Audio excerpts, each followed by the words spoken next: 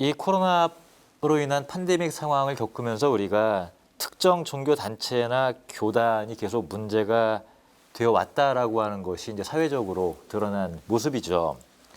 왜 이런 일들이 일어나는 것인가? 제가 볼 때는 몇 가지 이제 이제 지금 저는 개인적으로 네 번째 대확산이라고 대유행이라고 보는데 앞에 세 번의 확산이 전부 종교가 개입이 됐다고 그랬잖아요. 각각이 좀 의미하는 바가 다릅니다. 첫 번째로 이제 신천지가 나왔을 때 보통 우리나라의 저는 신종교라고 표현하는데 신종교들이 나왔을 때는 당대 사회에 엄청난 모순이 있거나 기존의 종교가 굉장히 문제가 있을 때 나옵니다. 이거 상당히 심각한 표현들을. 아니, 근데 실질적으로 보세요.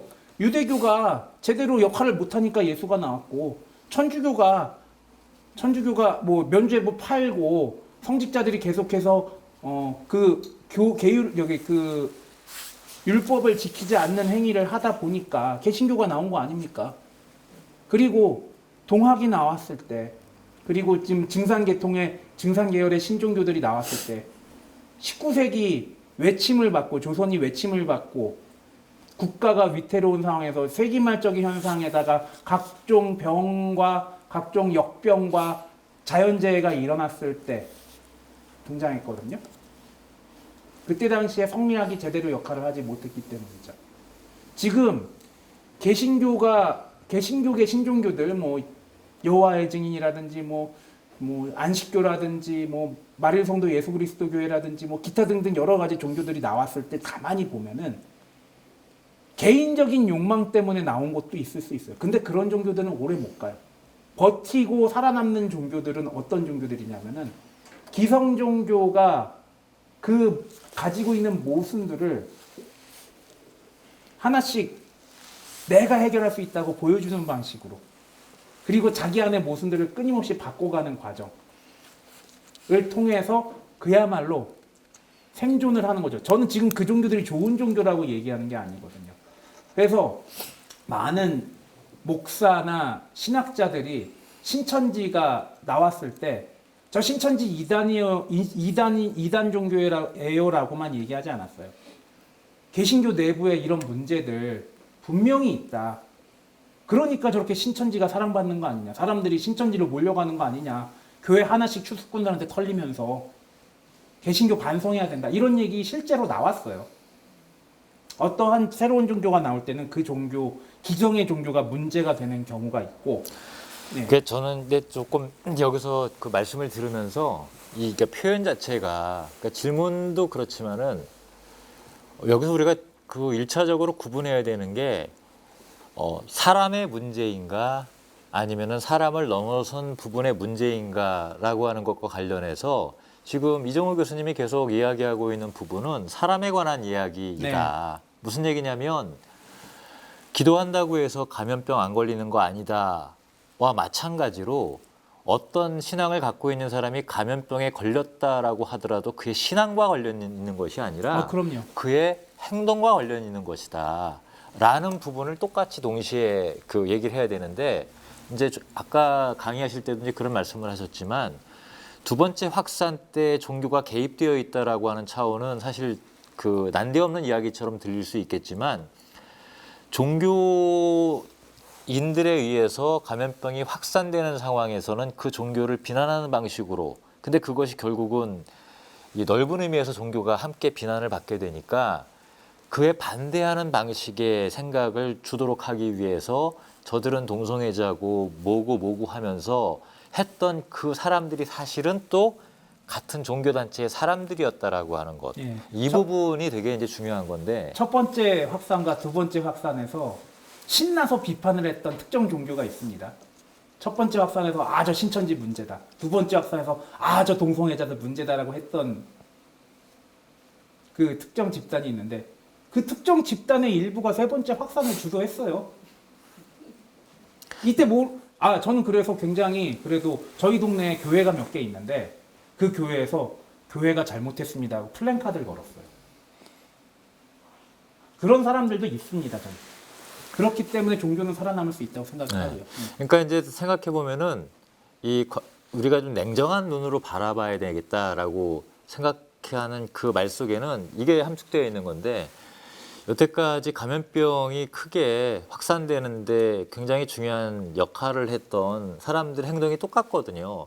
근데 신천지의 신자들이 밀접하게 접촉하고 교유하고 했던 방식과 요양병원이라고 하는 곳에서 사람들이 모여서 하는, 그다음에 또 다단계 판매 등과 같은, 그러니까 이 분들이 비슷한 방식의 행동을 했다라고 하는 것이 감염병이 전파되기에 아주 좋은 조건을 제시했다라고 하는 건데, 요양병원에 대해서나 다단계에 대해서 그 속에 뭐 무언가를 가지고 비난하는 데까지 가지 않았지 않습니까? 근데 왜 그렇죠. 종교는 그 위에 것까지 넘어가느냐? 이 부분은 사실은 이 감염병과 관련된, 팬데믹과 관련된 부분이 아니라 다른 욕구들이 또 거기에 승차해서 일어나는 그런 비난, 갈등일 가능성이 높다.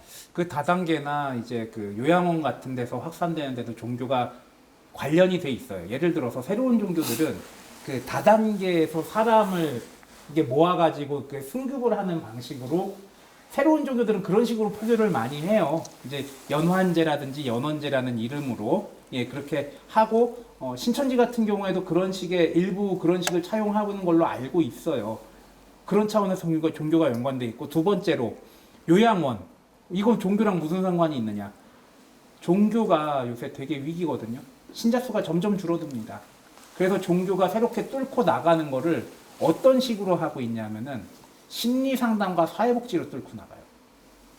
그래서 사회복지 쪽으로 굉장히 종교가 할 일이 많다라는 식으로 얘기를 하면서, 뭐 다른 주머니 차는 일부 종교도 있고 그런 걸로 인해서, 그리고 사회복지 쪽에 대대적으로 나가고 있어요, 종교들이. 그런 과정에서 그 종교들이 사회복지 기관에서 일을 하는 과정에서 어떤 종교의 특정 신자들이 사회복지단체에서 봉사를 하다가 신천지래. 죄송합니다. 코로나가 대대적으로 퍼졌다. 이런 식의 얘기들이 굉장히 많이 나왔거든요. 이게 종교가 현재 생존하려는 몸부림을 치고 있는 그 와중에서 일어난 모습들도 확인이 된다는 거죠. 네, 그러니까 이게 이렇게 보면은 이렇게도 볼 수 있고 저렇게도 보면 저렇게도 볼 수 있는데, 어찌 보면 이 종교라고 하는 영역과 관련돼서는 지나치게 예민하게 반응하는 것 같다는 느낌이 많이 들거든요. 네, 냉정하게 볼 필요가 있어요. 법적으로 문제 있으면 처벌하고 종교의 자유는 보장하고. 근데 여기에서 되게 문제가 되는 게 뭐 언론이라고 저는 생각을 해요. 언론들도 굉장히 큰 문제가 있고, 왜냐하면 종교에 대해서 평소에 관심 없거든요. 근데 거기다가 이상한 정보들, 약간 뭐랄까 좀 되게 섹시한, 속된 말로 섹시한 식으로 자기네들 이제 클릭수 늘리려는 거나 아니면 시청률 높이려고 막 그런 정보들을 뿌리다 보니까 사람들이 잘못된 생각을 가지게끔 만드는 것도 있다는 거죠. 네, 그럼에도 불구하고 또 한 가지 곁들여서 질문 드리고 싶은 게, 그런 교단에 계신 분들이 사실은 그 종교 때문에 생긴 일이 아니라 만나고 하는 그런 방식 때문에 생긴 일임에도 불구하고, 일단 사태가 확산됐을 때 이분들이 보였던 모습은, 그러니까 굉장히 그럼에도 불구하고 헌신적으로 하잖아요. 이거는 사실 종교적인 요소를 띄고 또 설명할 수 없는 부분들이 있지 않나요? 헌신적이란 게 어떤 거 말씀하시는 거죠? 예를 들면? 그러니까 예를 들면 모임 하지 마라 하는데도 불구하고 어떻게든 모임을 하려고 한다라든가. 이런 거를 어떻게 해야 되냐고요? 그거 물어보라고 하셨잖아요. 그러니까 이런 거를 어떻게 봐야 네. 되냐지. 그렇죠. 왜 그렇게 될까? 그러니까 어떻게 해야 되냐와 아니면 어떻게 봐야 되냐가 전 좀 다르다고 보는 게, 어떻게 해야 되느냐는 현행법에 의해서 처벌해야 된다고 생각합니다. 지금 사람이 살아야지 종교를 믿는데, 사람 낳고 종교 낳지 종교 낳고 사람 낳습니까? 아니 지금 사람이 살아야지 신앙생활도 하는 거지. 지금 이 무서운 상황에서 뭔 소모임이에요, 소모임은. 저 그렇게 생각해요. 그런데 어떻게 봐야 될 것인가는 조금 다른 문제라는 거죠. 인간, 첫 번째로 아까 얘기했던 대로 종교가 바뀌지 않으면은, 기존에 가지고 있던 그 시스템을 그냥 유지하고 있으면은 더군다나 과학기술이라든지 이런 것들이 우위를 점하고 있는 세상에서 종교가 살아남지 못해요. 살고 싶으면 타협하라는 겁니다. 제 생각은 그겁니다.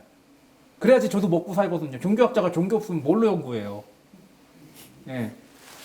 그래야지 살아남는다는 생각이 있고, 두 번째로 인간이 가지고 있는 그런 모습들을 굉장히 자연스러운 모습으로 좀 봐야 된다고 봐요. 마치 그렇게 신앙심을 가지고 우리 기도 모임 가져요. 뭐 코로나는 무슨 하나님이 보호해 주실 거야. 나 부적을 뭐 비싼 돈을 주고 써가지고 이 부적이 있으면은 넌 시험도 잘 볼 거고 아이도 낳을 거고라고 생각하는 거나, 과학의 잣대로 봤을 때는 이런 멍청한 행동이 없다라고 비난받을 소지가 있지만 지금까지 인간은 그렇게 살아왔어요. 우연의 하나에 불과한데 행운을 믿었고, 그리고 뭔가 영적이고 주술적인 무엇인가가 들어가면 나에게 힘을 가할 것이라고 생각을 했고, 그거는 선사시대 사람들도 그랬어요. 암각화에다가 그림을 그리면은 이렇게 많이 잡게 해주세요라고 비는 행위라면 많이 잡을 것 같은 그런 물고기라든지 사냥이라든지 어로가 잘 될 것 같은 그런 믿음을 가지고 살았던 게 인간이거든요. 법적으로 처벌할 건 처벌하되 인간의 자연스러운 현상이라는 것은 잊지 말아야 된다는 거죠. 네, 전 사실 이 얘기를 들으면서 제가 얼마 전에 우연히 봤던 유튜브가 생각이 나요. 그 방송의 내용이 뭘 다룬 거냐면 2차 대전 당시에 일본이 이제 전쟁이 궁지에 몰리고 하니까 마지막으로 썼던 그 희한한 작전 가운데 하나가 가미가제. 이게 또 역사적 네. 연원이 있지요. 네, 예, 이게 고려말 얘기로 또 가야 되죠. 네. 예. 근데 이제 뭐 고려말 얘기까지 갈 필요 갈 없고. 얘기가 예. 아니라 그 유튜브 방송에서 보여주려고 했던 것은 그게 신풍이란 말이에요. 네. 마치 이 개개인들이 이 일본 천황의 어떤 이런 걸 위해서 자기 목숨마저도 버릴 수 있는 그 자살 특공대지 않습니까? 그거를 그냥 그대로 받아들였다. 또 뭐 이슬람 전사들이 그렇게 행동한다. 그거는 제가 넣은 겁니다. 근데 저는 상식적으로 제가 그 조종사였다면 그 비행기 몰고 배에다가 머리 쳐박고 터지는 그거를 선택한다라고 하는 것은 정말 내가 그렇게 하지 않으면은 안 된다라고 하는 뭔가의 압박이 있지 않으면 저는 안 했을 것 같아요. 근데 그 방송에서 보여주는 게 바로 그거였어요. 네. 아마 그 방송에서도 그 얘기가 나왔을 텐데 저도 관심 있어 좀 찾아보니까 그때 당시에 카미카제에 지원을 했던 사람이나 출격 마지막 날에 편지나 일기나 유서를 남긴 걸 보면은 정말 공포에 떨어요. 많은 사람들이 엄마 보고 싶어요라고 쓰고. 근데 카미카제라는 그 공통적인 무엇인가로 낙인이 찍혀버렸을 때는 그냥 그들은 천하의 무지랭이들이 되는 거예요. 저렇게 저 일본의 일본의 소위 말하는 천황체제 신국주의에 무작정적으로 충성을 다하다가 속된 말로 이거 무X 죽음을 당한 사람이라고 그냥 평가가 돼버리는 거예요. 종교도 마찬가지고요. 이 부분은. 네. 그러니까 제가 이 얘기를 꺼낸 까닭은 우리가 정말 우리들에게 필요한 생각이라고 하는 것은 겉으로 드러난 행동이 다소 극단적이고 비합리적인 것처럼 보이지만 그 한 사람 한 사람의 이야기까지 들어가고 그 사람의 삶에 관한 이야기를 들어보면 왜 그 사람은 그렇게 생각하고 행동했을까라고 하는 것에 대해서 충분히 공감할 만한 이야기들이 숨어 있을 수 있다. 이게 21세기를 살아가는 사람들이 지녀야 될 어떤 태도인 거죠. 그러니까 그 자기가 몰던 비행기를 가지고 이 미국 함선에 부딪혔던 사람이 공포와 두려움과 정말 하기 싫었지만 그렇게밖에 할 수 없었던 그 이야기들이 숨어 있는 것처럼 우리가 이단이다, 뭐다 이런 식의 쉽게 폄하하고 이야기를 하는데 내 삶이 소중한 것처럼 그분들이 그런 행동을 선택했을 때는 나름의 이야기가 분명히 있다. 예, 저 여담인데 요새는 그 여호와의 증인들이 가가오 방문해가지고 아유 좋은 말씀 전하러 왔습니다. 이게 없더라고요. 팬데믹 상황이라서 여호와의 증인 측에서 뭐가 얘기가 나왔나 봐요. 근데 제가 하루는 일요일에 이러고 잠을 자고 있는데 뭐 띵동띵동 또 하면서 예 좋은 말씀 전하러 왔어요. 그래가지고 저 종교학 공부하는 사람인데요. 아예 무슨 말씀하실지 아니까 차나 드시고 가세요. 그리고 차 드시고 계속 뭐라고 예, 그냥 그렇게 보낸 적도 있고, 피자 먹다 그런 적이 있어가지고 또 피자도 한 판 드린 적도 있고 그래요. 그냥 나를 귀찮게 하니까 문제가 되는 거거든요. 나를 짜증나게 하니까 문제가 되고. 근데 그런 것들은 굉장히 많습니다. 종교들에서 신앙심을 가지고 있기 때문에 나오는 행위들은 다른 사람에게 일정 부분의 피해를 좀 동반을 하기는 해요. 근데 그렇다고 해서 무작정 기각시킬 게 아니라는 거죠. 무작정 포기, 그냥 이해 자체를 포기할 필요는 없다라고 생각이 들고, 또 한 가지 그런 카미카제 얘기하셨는데, 굉장히 이성 중심적이고 과학 중심적인 사고로서는 그런 부분들을 이해를 못하죠. 그런데 그렇게 이성 중심적이고 과학 중심적인 사고가 우리 전 세계 지성사에서 항상 나오는 얘기가 그거거든요. 그렇게 이성 과학 그렇게 맹신하고 신봉했던 결과가 뭐였냐면은 제1차 세계대전이거든요. 지금 쓰이는 대부분의 무기들이 제1차 세계대전 때 처음으로 시연됐습니다. 비행기의 폭격, 탱크, 화생방 테러, 화생방 무기 다 그때 나왔습니다. 그 1차 세계대전에 참혹했던 살상 현장을 보면서 지성들 사이에서 대대적인 반성이 일어났죠. 아, 이러면 안 되는구나. 이성 만능으로 가서는 안 되겠다는 생각이 자리 잡고 있었고요. 지금 그러한 기조들이 계속해서 전 유지가 되고 있다고 생각을 합니다.